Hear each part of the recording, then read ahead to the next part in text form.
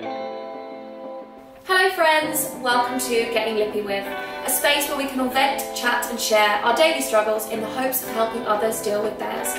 In a world where it's difficult to open up, there's no difficulty over here at Getting Lippy With. So make sure you grab your cuppa, biscuits, chocolate, whatever floats your boat, because whoever you are, wherever you are, let's get lippy. Also make sure you subscribe on your app of choice if you're on Apple, Spotify, or if you're watching on YouTube, hello, make sure you subscribe because we want you to stay up to date with all of things getting lippy. So, also, really exciting. I'm so excited because we are sponsored by EOS this series. I am buzzing. Love EOS, love their lip balms. Lip balm company sponsoring Getting Lippy With podcast. Could it be any more fitting? Okay, I'm gonna go on to our guest now. I'm so excited. I am sat next to the beautiful, and when I mean beautiful, I'm saying beautiful, Georgie Clarke. Thanks so much for coming. Oh, thank you for having me. Honestly, we have never actually met. You wouldn't believe it. When I saw you, I was like, oh, you're even more unreal in real life. Shut up. No, you are actually prettier in real life. Like, your photos are beautiful, but you're really beautiful. Oh, honestly, you. Thanks so much for coming. Thanks for having me. I'm super excited to be here. So I first saw you when you were on Side of the Fittest. Yeah. And I was like, oh my god, her body is unreal. Did you enjoy that? It was a whirlwind. Being in South Africa was amazing. Yeah. I loved the concept of the show. Everything about like femininity and like female power, strength, being strong and smart. So I was like really, really into it. I thought it was great, you know, I loved it. I don't know why, so it's not commissioned for a second series, is it? No, I think one of the main reasons was because it was so expensive to make. Obviously, flights to South Africa was really, really expensive, and I don't think, because like first series don't ever do as well as like a second, third, fourth, fifth, I don't think they really wanted to give it another chance because it did cost a lot of money and also a lot of the insurance stuff. Like we had a lot of injuries. So, really? Yeah, I saw that. Well, yeah, Danny dislocated her shoulder first day. Oh my god, Because the challenges were really intense. They were intense. I saw that, they were intense. Yeah, we'd come out with like cuts, bruises, have a once over by the medic, patched up. Would you ever do anything like that again? Yeah, 100%. I love it. So if you're not aware, sorry, I should just probably say, Georgie was actually on a ITV show, which I did an advert for. I know you did, that's Yeah, and it was called Survival of the Fittest. So it's basically like boys versus girls, also trying to find love. Kind of. Yeah, are people still together now? We've just had the last 2 breakups from the show, but they did last over a year. Oh, so. what, Tristan and Matisse aren't together anymore? Yeah, and Mariam and Warren have split up as well. So shut up. They're the last 2 couples that were standing, and that's it. Oh my god, it's really sad. Yeah, sorry, I cut you off, but would you do anything like that again? Yeah, I would, 100%. I think TV is really fun. It's like the craziest time of your life, but if you can just take all the good from it and, you know, just think, I'm getting lots of exposure and I'm doing stuff that I want to do, and, you know, if you like being in front of the camera, then it's great. Yeah, I think if you go into it with that mentality, then there's no sort of big weight on your shoulders thinking, I've got to get this, I've got to get that. If you go into it thinking it's fun or whatever, the only worry I have with TV, I always think, is if they want, especially Big Brother, probably Big Brother more than any other one, but I feel like if they want a villain, they can easily, I know, with YouTube, you can edit people and you can edit yourself sometimes. I edit myself back and I'm like, whoa, Imogen, you sound nasty, and I'm not nasty. So yeah, I think that even when I was on, I was trying my very hardest to make sure that there was like no way that I was being caught out, but there was one scene that they managed to make me and another girl look like mean girls of the show, and that's so horrible. It's hard because, you know, it is a competition, and you do have to have, you also do have to be competitive to be on the show. Yeah. So if you're that person who's like, everyone's a winner, don't worry, like then, you know, you're not made for that show. No. So that side of things was a little bit tricky. I'm too sensitive. I could never do it. I'm too sensitive. Like, honestly, if I heard someone, like, I don't care, obviously, I get so much, like, things on social media and people aren't very nice, and I get that, but I just feel like I can differentiate between that because I'm like, they're there, I can distance it. If I'm on a show with someone who's literally slagging me off, I'd be like, whoa there. Yeah, it is hard. You do hear things about yourself, but I think you just have to be secure enough in yourself to know that you're you, and the only person's opinion that really matters is your own. And as long as you're not sort of hurting anyone else, then that's fine. True. So Love Island actually went up last night, didn't it? I haven't watched it. I feel like that's like a big thing that I didn't watch. You know what I mean? Like I saw so much tweets. Like I was like, oh my god, I'm basically watching the show anyway. The memes were killing me. Really? I see these meme pages just hilarious. Do you feel like this series is going to be as big as the last one or not? I'm not sure, you know. Yeah. I don't know if last year maybe hit a peak and it's going to go a little bit down. I also think the whole sort of everything to do with Mike and Sophie. Yeah. I feel like, I don't know whether it's not tainted it, but I do feel like maybe that has shown that there does need to be more aftercare and there needs to be more care with people on the show. Because I know there's one girl from, she was on Geordie Shore, her name's Sarah. She's actually really sweet, we follow each other on Instagram. And she went on Geordie Shore and she said, I was so mentally not stable. I watched a YouTube video on her saying it and she was like, I wasn't mentally stable and they did a psychiatric test or whatever and it was literally like, are you depressed? And you could just say no. Like it was so easy to pass that. I feel like there needs to be more, maybe there is this series, but I just feel like there needs to be more checks on people's... I think actually it's more after the show. So when you get off, your life is completely different and you actually are in this really weird world. Like for me and the people on my show, we were in this like half celebrity world. Like some people knew us, but some people didn't. But then it was enough people to feel like people are talking about you, to troll you, and say nasty things. But then also it was like a bit shameful if you then had to admit that you'd had to go back to your old job or whatever. Like it was really this weird world that you were in, and it was like everyone was like, are you getting invited to events, are you getting this, are you getting that, and everyone was sort of a little bit in competition with each other. And my mental health really struggled when I got off of the show. Oh yeah, there was probably about 3 months. Did you go back to your job beforehand or not? Because you're an influencer now, aren't you? Yeah, no, I didn't. So I was a research and development tax credit consultant in the city. I managed a team of 10 people. It was a great job. It just wasn't ever what I wanted to do. It's just something that I was doing to like pay the bills. Yeah. And my main goal was to not go back to that, to basically do my fashion stuff. That's what I did at uni. And luckily I've managed to make it work, but not everybody could make it work for them, and you know, it is really cutthroat. Yeah, I guess because what you explained, sort of the show didn't kick off as much as they thought it would. So then you're in this sort of really weird state where it's like, am I going to do okay? Am I going to have to go back to my other job? And you know, that would be really scary, because I think, especially with TV, ITV, you would think, sweet, like I'm going to hopefully do something from this and get enough exposure to do something from this. And I guess because it didn't go really, really big, then you're kind of thinking, am I going to be able to? And it's a worry. And you're in this middle. And you're like, quit my job. Like, and then it felt like, for me, if I was to go back to my job, I was like admitting defeat. And it was like I was giving up on all my dreams, and I just... And sometimes we think everyone else is looking at us thinking, oh, she's just gone back to it. Yeah, exactly. So even though it's not a shameful thing anyways, there was a time where I actually was struggling so much with all of the social media stuff that I did sign up to a temping agency, just because I was like, I'd really like to just be in an environment where it's not like this, and it's just sort of straightforward everyday working. But you got through it though. Like, I can understand that would be, you know, hard for your mental kind of everything, because I guess people don't understand that some people don't really like social media, like some people don't, and I think that when you go on these shows, you're kind of opening yourself up to a lot of trolling and things like that, but you're not, no one's ready for that, and no one has to deal with it, and no one, you know, wants to deal with it. Whether you're getting someone that's online bullying you once, or you're getting 100 people messaging you hate, like it's not nice on any shape or like at all. So I think there needs to be aftercare to help people get back into normal life. Yeah, definitely. Just to check in from the producers would be great, or just even the counsellor, and just say, how are things, how are you adjusting? I think it should be mandatory that after you come off of a show that you have, you know, X amount of sessions with a counsellor to check in and see that you're doing okay, because a lot of people don't want to talk about it. Yeah, I completely agree. Sorry, we're completely going off topic. We are going to answer your questions in a minute, but I really just wanted to say, it's quite strange actually, because I wrote my dissertation on, because I went to a professional arts musical theatre place, and I actually wrote my dissertation on actors, how there isn't enough mental health awareness within acting. So, you know, people like Heath Ledger, there are sort of case studies where he got so into a role with method acting and became the Joker that eventually ended up sending him a bit, you know, crazy, on the brink of, so it's crazy actually what things can do to you that are around you, and we just need to help each other. Going on to your questions now, let's listen to the first question, sorry. But yeah, you sent us in some questions. Also, I'm really grateful that you sent me some DMs. So I have actually screenshotted those DMs and I'm ready to answer those. And also we have some voice notes to be playing now. So let's listen to the first question. Hello honeys, you have reached Hun Hotline. Please leave your message after the tone. Hey, my name is Sarah. I'm from Finland and I'm 17 years old.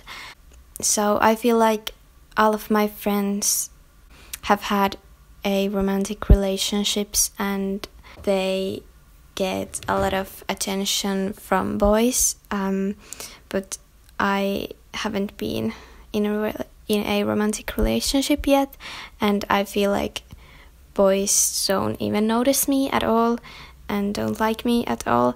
So I guess I just wanted to ask you, is it normal that I haven't been in a relationship yet, and am I doing something wrong, or is there something wrong with me? Thank you so much for your question. I can't believe I've even got a subscriber in Finland. It's amazing. But yeah, we've just listened to the question, and I mean, what do you want to say? Like, I think firstly, because you're 17, it feels like a bigger deal than it really is. Like, you're still so young. You don't need to be worrying about relationships at 17. No like, there's chance. so many other things you can be doing, like having fun. Yeah. And yeah, it sounds like she's accepted that boys don't like her, which is so not the case. Not the case at all. Like, there are so many men out there. There are so many boys and there are so many men out there, and you're 17. You're going to get to 25 and be like, what was I even thinking? Because you'll be in a happy relationship, or even if you're 30. And I think that you really don't have to worry about it. Like, you don't even really know, at 17, I didn't really know who I was at 17. Like, what I wanted in a boy either. Yeah. Like, I grew up too quickly, I think. I got into a serious relationship too young. I moved out at 17. And I think that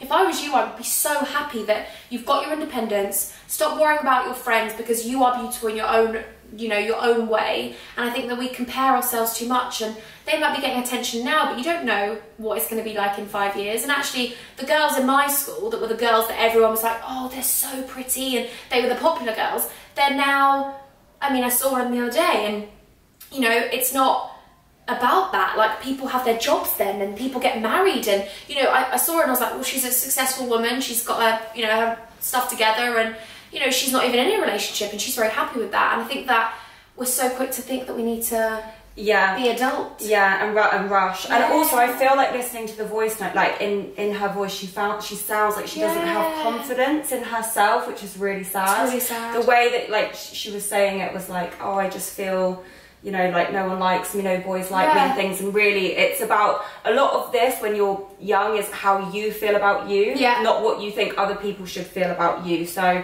maybe you just need to work on you a little bit and finding yourself and who you really are, and have a bit of confidence. And then when you sort of put that out there in the universe, you're going to attract the right kind of people. So true. I look back at me at 17, I was such an insecure, I was so insecure. Like, I wouldn't even leave the house without a friend because I thought that everyone was staring at me. Like, I was honestly, and I think that now I'm quite confident, I've got loads of different things going on. I think that actually you need to think of the bigger picture. You're 17 now and you think this for now, and it seems like the world is just about boys, but trust me, there are so many other things, and you are beautiful. I think, like Georgie said, you're owning that boys don't like you, but I'm pretty sure that that's, I know what it's like. Sometimes we can get in our own heads and tell ourselves something, and actually it's not true at all. I know it's not true, because there is someone out there for everyone, and, you know, there will be someone for you when you accept that you are beautiful. I think that, yeah, like you said, don't accept that, don't own it, because...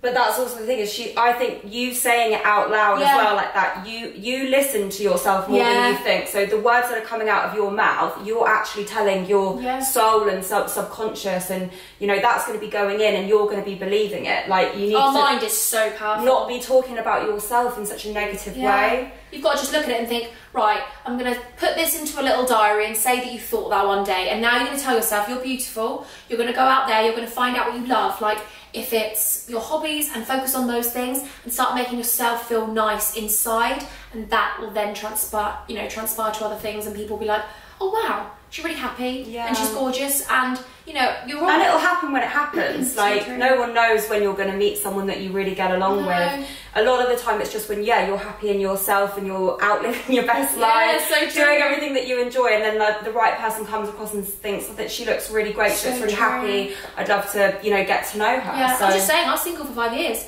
Single for 5 years, hating men. I was so like, no thank, don't come near me, no thank you. And I probably gave off a really horrible signal. I know I did. Like, actually, I look back at it, I was just single for 5 years from choice. Like, if someone would have come along at that time, I would have been like, no, see you later. And actually meeting my partner now, I was still like that, and I'm lucky that he actually stood by me. But a lot of men won't. You know, I was really cold, I was really cutthroat, I was really... I mean, I used to tell him I hate men, and the poor guys, they're like, I just want to be in a relationship on behalf of all of us. I can only apologise. Poor guy.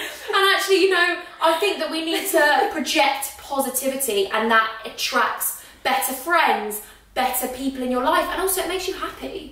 Yeah, I agree with that. Well, there.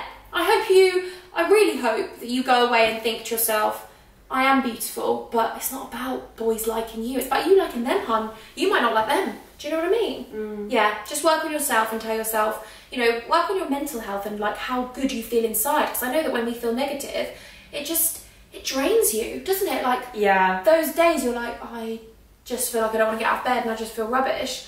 You're not going to get a good day out of yourself. So you've just got to try and be positive as much as you can. Watch things that make you feel positive. Read things that make you feel positive. And you're so young. You're so young. Like, you've got so many years ahead of you to have troubles with men. Trust me. So just while you're young, chill out. Love your life. Live your best one. Yeah. Cute. Okay, we'll go on to the next question. Here we go. So thanks to my angels who've actually sent me these DMs. I feel so grateful. I get them all the time, and I feel like I'd like to actually answer all of them, and I feel really bad if I can't. So this podcast is a perfect opportunity. So we printed them off because that's how cute we are. If you're not watching this on YouTube, then I'll just... There's the paper. Yeah, perfect. Here she goes. Hey Imogen, I'm not sure if you'll see this, but I need your advice. Well, I've seen it, hun, so here we go. I've been with my boyfriend for a year now. He's 15 years older than me and has been married before. The marriage broke down when she had an affair. Recently we've both made comment about having children and getting married. He wants children but not marriage. However, I won't have children without being married. How on earth are we supposed to agree on this and move forward, as we're both polar opposites with the subject? Well, thanks so much for sharing that with us. That's actually a really hard one because we've never been in that situation. Yeah. But I'd say it sounds like he's got some deep-rooted issues with marriage because his ex cheated on him. Potentially it would be a thing where you should maybe go to like marriage counselling and work through that, because you're going to have to come to some sort of compromise between the both of you. And the insecurity seems to lie on his side, I feel. So maybe, some sort of counselling or therapy to work through those problems would be the first step. I also think, actually, did you mention how long you've been together? Yes, you said a year. I also think he's an older guy, you're younger. Now, that is immediately going to send him into, this is what people think, you know, she could find someone younger. She's got more options. She's got more options. And I think that he's really looking at this. I want you to be positive in the sense that I think he's looking at this in a positive way because he wants to stay with you forever and he's worried about it. So his insecurities are only because, you know, he's older, he's been through it and he's been hurt. He doesn't want to be hurt again, and I'm sure that you can understand that. We all can. No one wants to go through pain that they've been through before in the past, you know. So what I would say is, I think the only thing I can offer advice, I mean, I don't really know, but I would say you need to give it time. Yeah. I think you need to say to him, listen, if you're really not going to budge on this and you really want to get married, then, you know, and you really love him and you're willing to make it work, then compromise has to happen for both of you, because if you're in love, you know, a relationship is a compromise. Yeah. A friendship is a compromise, and I think that what you need to say to him is, I love you, I want to stay with you forever, and I want to marry you. However, I understand that maybe it's going to come in time. Maybe you'll trust me more after a while, because yes, you've been together for a year, but when you're older, it's not that long, is it? It's not that long. It's not that long, and you know, he's probably looking at the longer, bigger picture. And I just think you need to say to him, maybe, like Georgie said, maybe he needs to have some counselling to get over his insecurities, because then you can both move forward together. Yeah. And if she's there as well, maybe she can understand where, because a lot of the time with things that happen with insecurities, it's not actually the obvious reason that you would think it would be. It would be like loads of things in history that have happened. Maybe something happened to his family, maybe his parents got divorced and it really that has made him. And if you as his partner can understand that a little bit better and, you know, support him and talk through it, then, you know, he might come around to the idea within time. But yeah, after a year it's quite fast to be. Yeah, I think you need to just give him that time and he'll trust you more, and I think he will come around to it. He's been married before, it's not like he's not open to it. And I also think you need to say to him, listen, I love you and I know you've been married before, so I'm going to give you some time, I'll be here, and, you know, like you said, maybe suggest some counselling to him together. But also I think you should say to him that because you love him so much, he has been married before, you want to be his wife, you want to be the person that's his last wife, you know, the person that stays with him forever. And, you know, yeah, I think over time he will change. I think he just needs some reassurance. Yeah, but then it's also, if it's also important to her to have, you know, to bring up kids in like a marital home, then he also needs to respect that as well, because if it's a situation 100%. Where, you know, he's not going to end up budging, then she needs to reevaluate whether that's what she really wants, because it needs to be a compromise on both sides. But I think mostly the insecurity lies with probably him and his when spouse. I first met my partner, he was really set that he wanted to have kids before he was 13. I was like, whoa there fella, that's like 3 years, give me a break. Like I don't know what I like, because he's older than me, so that's 3 years for him. And I was just like, oh, I don't know, because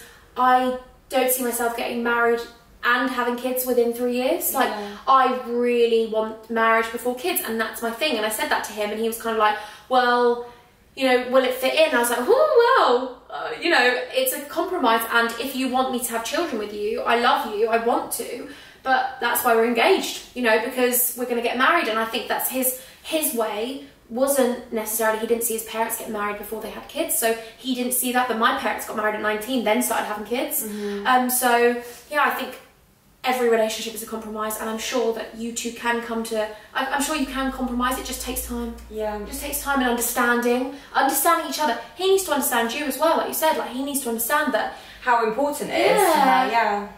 And I think that's amazing. Like, you know, I think your future's going to be really bright and you're going to have kids and get married and love life. So we've got think positive around here. So definitely update me on the situation if you have a chat with him. DM me, and yeah. Thanks so much for sending your questions. So I'll go on to the next one now on this wonderful little bit of paper. Here we go. Hiya, I would love some relationship advice. I love that you will come to me for relationship advice, because I'm just not a guru of this in the slightest. I think it's because we all just want someone to chat to. And maybe because I have really shared my relationships on my YouTube before, you know, like heartbreak stories and stuff like that. I think that we all feel like we just can chat to each other. So thank you for trusting me with this. My boyfriend is 3 months. Oh my gosh. Oh my goodness. Oh my goodness. Let's rewind. My boyfriend of 3 months. There we go. My boyfriend of 3 months is 23 and is about to start masters at uni. I don't think he'd be doing that for 3 months. Right, here we go. He doesn't drive nor work, and I often have to pay for when we go out or for petrol, as I'm the one driving around. Whenever I'm at his house, he doesn't offer me tea or coffee in the morning, nor whether I want breakfast, etc. Every girl needs to eat. We need to eat. I feel like he's not very considerate to other people, but instead is a bit selfish. Am I being a brat about this? I can't help thinking I deserve so much better. Right. Wow. Yeah. I want to know, have you pointed it out to him? I was just reading if you had said that, because actually sometimes everyone can be a bit selfish in their life. Yeah. And I think that we all need someone to give us a little nudge, because, you know, he may not realise that he's being as selfish as he's coming across. Yes. And I think that we're all sort of products of our childhood. We are, you know, what we see is what we give out sometimes, or we become the complete opposite. I don't know whether in his household, whether his siblings or whether his parents have shown him maybe a conditional love, maybe a selfish love. I don't know. And I think that sometimes we learn from learnt behaviour. And I have a friend that actually, she got into a relationship, my best friend, she's really open about this. She got into a relationship and she didn't realise that she came from a very selfish parent, her mum, that she's not very close to anymore. And she said that when she got into a relationship, it was only after like a long time of like a year, her partner actually turned around and was like, listen, you are quite selfish, you have selfish tendencies, I'm here, I want to help you change because actually our relationship isn't going to last. And she was like, actually really grateful that someone pointed it out to her. Yeah. So I think that that is what essentially you need to do. You need to say to him, I know it's 3 months, it's quite early on, and you're kind of worrying, like, is it too early to start telling them these things? Yeah. But I think that you're going to make a rod for your own back, because the longer you stay with him, the longer you're going to fall for him, the longer it's going to be harder to walk away from it. Yeah, the other thing I'd say is, so they've been together 3 months. Yeah. The first, for me, what I've learned is that the first 3 months of a relationship is typically when a guy is going to present like the best version of himself. Because everybody does that when you first meet someone. And then you start You're like, oh, this is me, I'm amazing, like my cup's full, everything's great. You can go out as much as you want, darling. Yeah, like, you know, everything about me is hunky-dory, like everything's great, I'm happy, like, so that they like you and you like them, and it's like, you are literally presenting your best versions to each other. And then I feel like after 3 months is when everything sort of, the real character starts to show. You see, you know, some of the things that niggle at you and annoy you. Yeah, exactly. So it's a little bit of a warning sign that this is happening in the first 3 months, personally, from my perspective. But if you haven't already like warned him about it and notified him about it, then, you know, either there's 2 routes. He's either going to be self-aware enough to say, okay, I didn't realise, I'm really sorry, I completely understand your perspective, I'm going to try better, I didn't realise like coffee and breakfast was so important to you in the morning, I'll make an effort.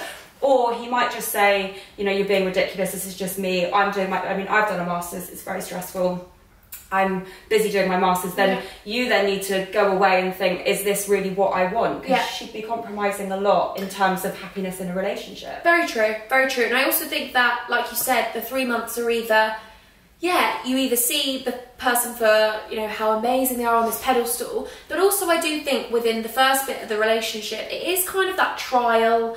You're trying to work out about each other, you're trying to see, and it's the learning thing, and maybe you're learning about him and he needs to learn about himself. So, you know, you don't have to say it in a bratty way. It's not being bratty that, you know, you're staying in his house and he might just say, oh, there's cereal downstairs, like, do you want to go downstairs and get some cereal? Like, I don't think you need to be bought breakfast in bed, you know.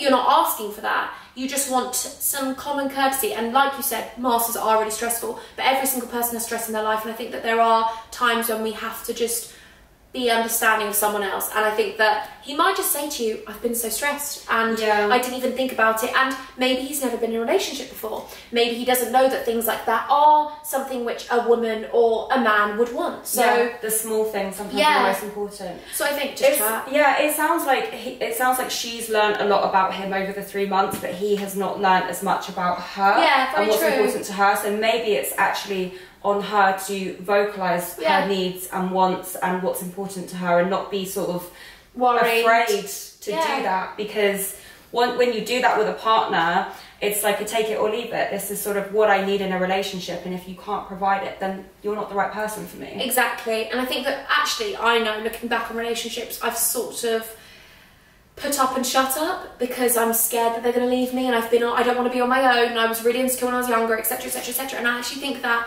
you know, if you're the same age as him, you're 23, like, I don't think we have time to just mess around, like, we don't. Like, life is short. Life is short, and I think that, you know, I'm very much like that now. People say it about me, but I'm 26. If I have someone in my life, friend, partner, whatever, I mean, I'm not leaving my partner for anything, I love him so much. Well, actually, there are things, obviously, I'd leave him for, but, I mean, as in, friends now, you can be picky and choosy. Like, you can actually say, listen, hun, like, if you're in my life and you're taking, and there's no give back, I don't need you in my life. Like, I think that's the sort of the best thing about getting older. You can actually, like, when you're at school, you've got to be friends with these people because you're at school and you're worried about falling out. But when you're older, you're like, okay, I'm going to cut these toxic people out of my life. I'm not saying this guy's toxic, I'm just saying that if it got worse and he didn't see where you were coming from, then I think that it's your time to go, listen, I need to put myself first. I do deserve to be loved the way I'm loving someone else. Yeah. I think we give love so easily sometimes, and we don't, it's not reciprocated sometimes, and we deserve that. You know, it's not all about it being equal all the time. It's not like that. Life isn't like that. But I do think in relationships you have to give and take. In everything. Invest what he's investing, love what he's investing, and then further down the line, you know, if he is busy and you're providing more, or he's then, there's another time where she's busy and he's providing more, then it's fine. But especially in the early days, it should be sort of like more equal, I think. And if you do feel about the petrol and stuff like that or whatever like that, then you just need to say it to him. Like, I think put boundaries in place and say, if I'm driving and picking up and everything, then... Because people push as far as they can be pushed. So, you know, let's be real, if you're allowing that, and at the moment you are, because you're not voicing it to him, then you're allowing him to keep getting away with it and push the boundaries more and more and more. It's like a child. And guys will push. Yeah, they will. They push boundaries. Put your foot down. Yeah, they like to push the boundaries, guys.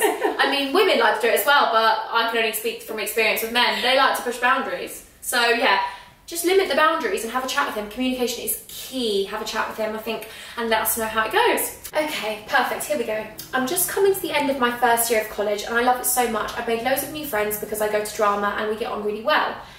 Brilliant, love that, hun. However, my friendship group, who I've been friends with since primary school, are also at my college, and I've previously realised that they're a toxic group, leaving me out of plans, being nasty about the people, and always making fun of drama, which is my main passion. I've accepted that they're not my true friends and I see them very rarely now, but my best friend, who I still get on really well with, is in the group. So I don't want to leave the group completely and risk losing her. I'm still in the group chat, which we all talk in every day, and I can't imagine not having them to go to parties and festivals with, but I still feel like I should cut myself off completely and get rid of all the toxicity. Do you have any advice on how to distance myself and not rely on people, while also at the same time not causing any drama?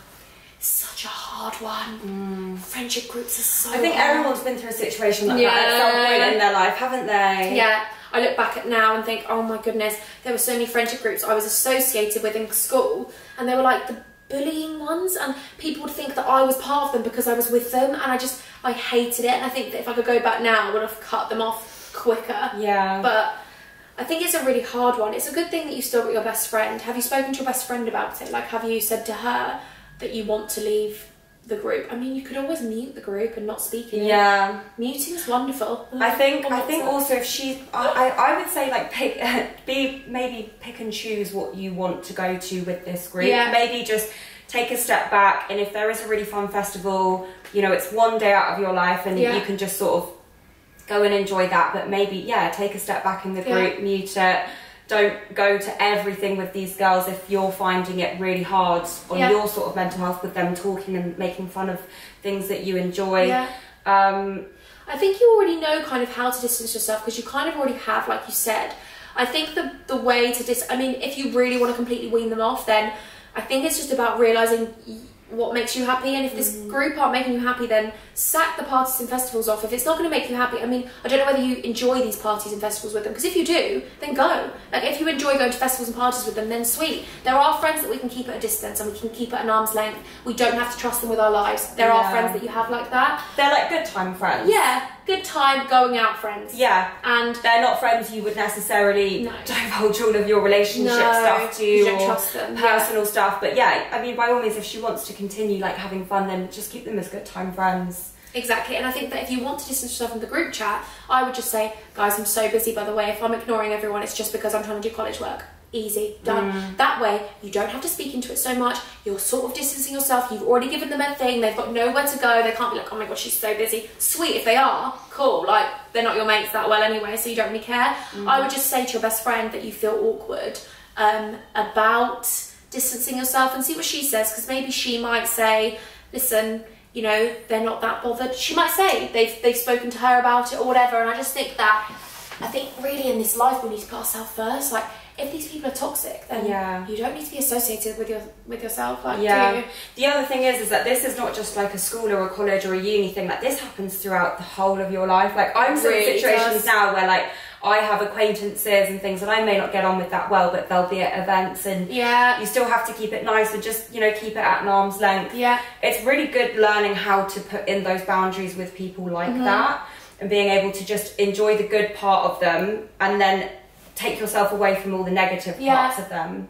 I think, exactly. I think that's a really good thing to think about, because actually there are people that make you feel negative when you're around them, but is it because we think about it so much? Like, maybe if we switched our brain off from thinking about them, like sometimes when I think about something negative, my partner will be like, Imogen, like, let's not talk about it. Why are we wasting energy on it? And I do sometimes, I repeat myself, I go over it because I'm anxious about it, and I talk about it loads, and then I'm like, this is making me feel worse. So I think that what we need to do is not waste our breath, waste our energy. If they've made you feel toxic, cool. Put it in the back of your head and say, right, okay, I don't need to even think about them. Like, I don't actually need to think about them. If they want to take the mick out of your drama, cool, sweet, see you later, Hans. Like, don't care about them. You keep doing you. You're going to do amazingly, and they're going to be the ones that were like, oh God, I wish I hadn't been so nasty when I was younger. Yeah, I also think my mentality as I've got older is like, in a situation like this, see if I was this girl in this situation and they're talking about sort of making fun of the drama and all of this, I would literally just say, well, that's a you problem. It's not a me problem. So that's your opinion. That's your problem with it. It's actually got nothing to do with me. Like,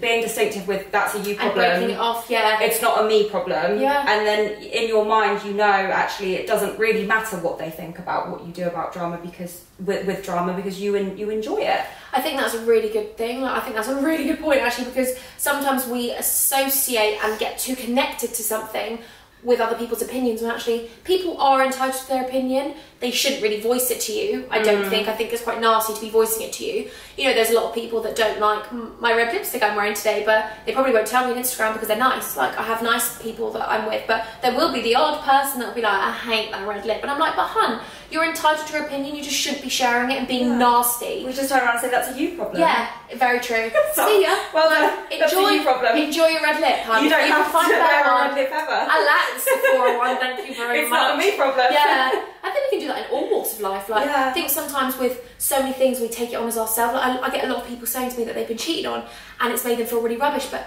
that's the person who cheated on you, that is their issue. They have dark, deep-rooted issues to ever try and hurt someone, and it's nothing to do with you. Yeah. Like, I think we can sort of psychoanalyse ourselves and we're like, it's because I didn't text him back, like, it's because I wasn't allowing him to go out. No, it's nothing to do with you. You are you.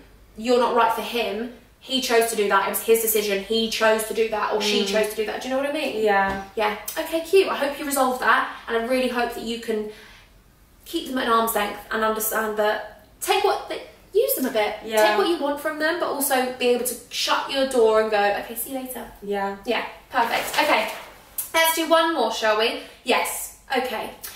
Me and this girl have been best friends for as long as I can remember, and we've always got on, and I love this girl to pieces. But when she's around my boyfriend, she takes his side on absolutely everything. Oh, it sounds like my mum with my fiance.